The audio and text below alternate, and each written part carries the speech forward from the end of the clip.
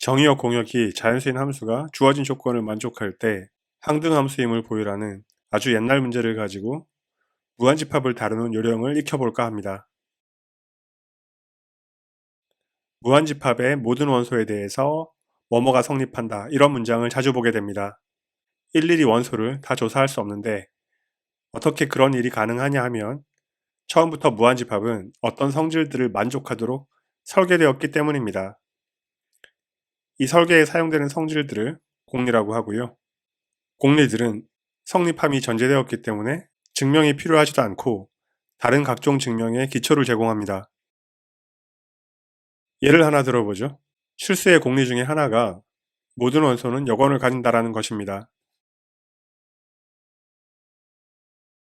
우리가 읽을 때 모든 실수는 덧셈의 여건을 가진다라고 읽겠지만 덧셈의 여건이 존재하도록 설계된 집합을 실수라고 부른다가 더 적절한 표현이라고 하겠습니다.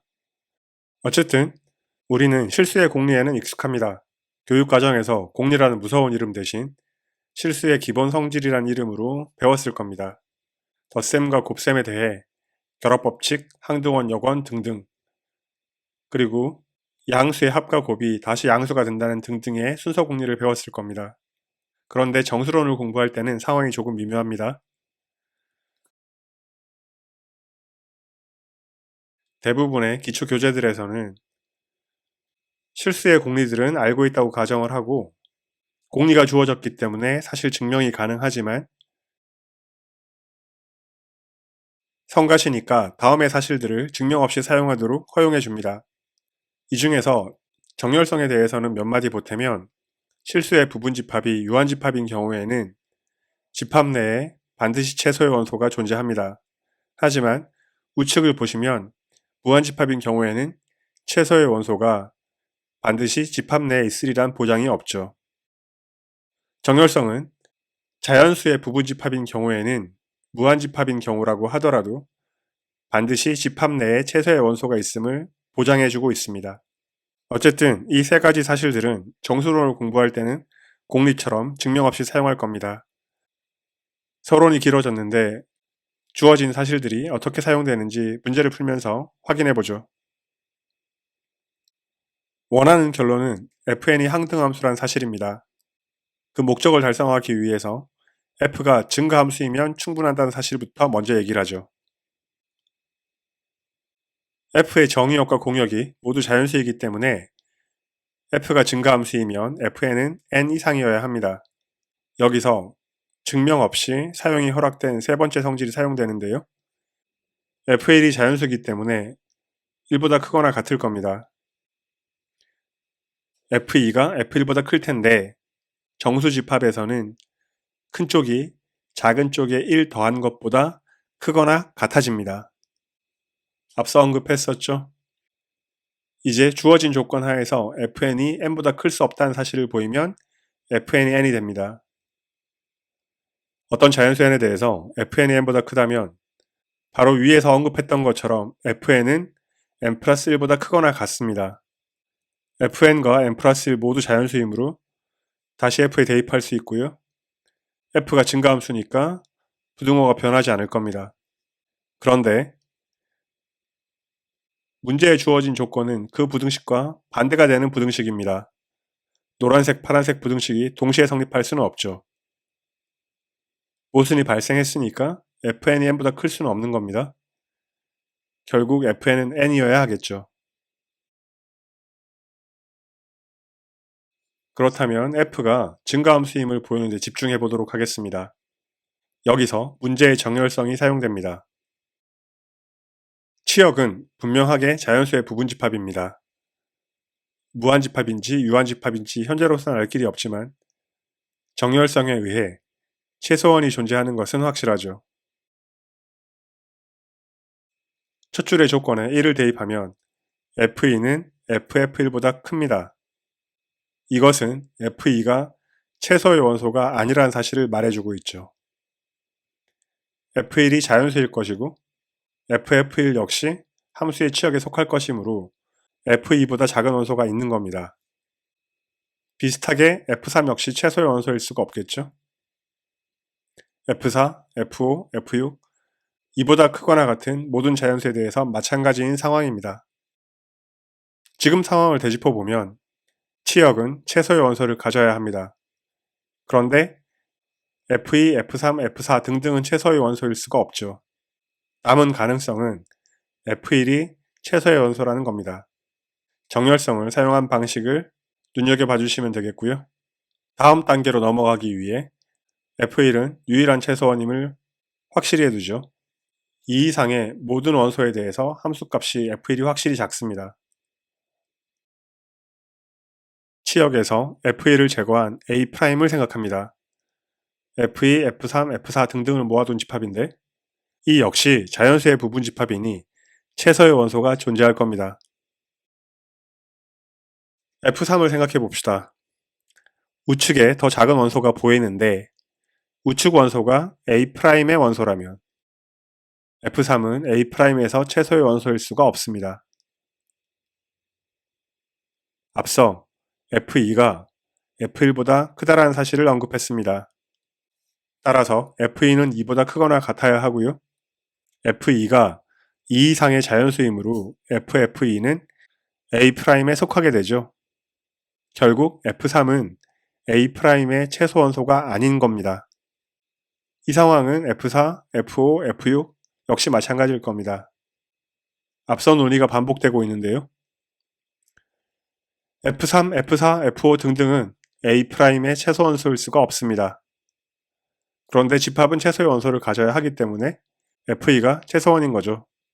이번에도 F2는 3 이상의 모든 자연수에 대해서 함수값이 다릅니다. 즉 유일한 최소원이죠. 이 과정을 수학적 기납법으로 반복해서 정리하면 차례로 F1, F2, F3가 커진다는 사실을 알게 됩니다. 앞서 증가함수인 경우에 fn은 n이어야 함을 얘기했으니까 원하는 결론을 얻었죠. 이렇게 막연하거나 막막한 상황에서 공리 혹은 공리에 준하는 주어진 사실을 쓰는 연습을 해보았습니다. 약간 부족한 감이 있으니까 몇 문제 더 다뤄보겠습니다. 이미 중학교 이래로 사용해왔던 사실이고 모든 정수론 교재에서 다룰 거기 때문에 빠르게 진행을 하겠습니다. 나눗셈 알고리즘 혹은 나머지 정리라고 불리는 것인데요. 임의의 정수 A에 대해서 B로 나눈 못과 나머지가 유일하다는 사실입니다. 너무 당연하기 때문에 처음에 증명을 하라고 하면 오히려 어리둥절하게 되는데 이럴 때 공리 혹은 공리적 성격에 써도 좋다고 허용된 성질을 사용하는 겁니다. 모든 게 문자인 현재 상황에서 쓸 수 있는 유일한 성질은 정열성입니다. 정열성을 적용할 집합을 만듭니다. A 빼기 B 곱하기 정수. 그것들 중에 0보다 큰 것들을 모아서 S라고 합니다. 이 집합은 공집합이 아닙니다. S를 저렇게 정의하면 자연수의 부분집합에 기껏해 0을 추가했기 때문에 정열성을 조금 확장하면 최소원을 가지게 됩니다. 그 최소원을 R이라고 하죠. 이제 보여야 할 사실은 R이 B보다 작다라는 것인데 R이 B 이상이면 R 빼기 B는 0보다 크거나 같을 거고 R이 A-BQ였음을 생각하면 R-B는 A 빼기 B 곱하기 정수 형태가 됩니다. 그런데 A 빼기 B 곱하기 정수 그것이 0보다 크거나 같다면 집합 S의 원소가 되겠죠? 집합 S의 원소 중 가장 작은 것을 R이라 했는데 R-B는 명백히 R보다 작습니다. R이 S의 최소원이라는 사실의 모순이 되죠. 그래서 R은 B보다 작아야 하는 겁니다. 한편 유일하다는 사실은 실수의 부등식 공리로부터 얻어집니다. 서로 다른 형태의 못과 나머지가 존재한다고 했을 때 식을 정리하면 R' 빼기 R은 B의 배수여야 하는데 R과 R'은 모두 0에서 B 사이 값이기 때문에 R' 빼기 R은 -B에서 B 사이에 있어야 합니다. 유일하게 가능한 경우는 Q 빼기 Q'이 0이 되는 경우밖에 없겠죠. 즉 두 개가 같아야 하는 거고요. 그로부터 R'과 R도 같아질 겁니다. 나머지 정리해서 R이 0인 경우 A를 B의 배수, B를 A의 약수라고 합니다. 나머지 정리가 사용되는 문제 하나를 보고 마무리 짓도록 하겠습니다. n 플러스 1이 3의 배수일 때 n의 모든 양의 약수의 합이 3의 배수임을 보이는 문제입니다. 첫 줄을 다르게 표현하면 n은 3에 관한 나머지가 2라는 거고요. a가 n의 약수라면 나머지가 0인 경우이므로 n은 a 곱하기 b 형태로 표현됩니다. 나머지 정리로부터 a, b 모두 3에 관한 나머지는 0, 1, 2, 셋 중에 하나 모두 9가지 경우가 있는데 a, b는 각각 3에 관한 나머지가 1, 2이거나 2이어야 합니다. 어느 경우든 합이 3의 배수라는 사실에는 변함이 없죠. n의 모든 약수를 순서대로 배열해서 D1부터 DM이라고 합시다. 약수는 짝지어진 개념입니다. 크기로 판단해 보면 D1은 1일 거고 DM은 n이어야 할 겁니다. 두 개의 곱은 n이죠. 같은 이유로 두 번째로 작은 D2와 두 번째로 큰 DM-1의 곱도 n일 겁니다.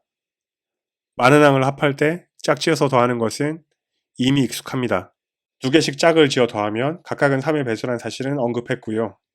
문제가 될 유일한 가능성은 짝이 안 지어지는, 즉 약수의 개수가 홀수인 경우인데 n은 3에 관한 나머지가 2이므로 완전 제곱수일 수가 없죠. 모두 잘 짝지어집니다. 이로부터 원하는 결론을 얻었고요. 이번 영상은 여기까지입니다. 수고하셨습니다.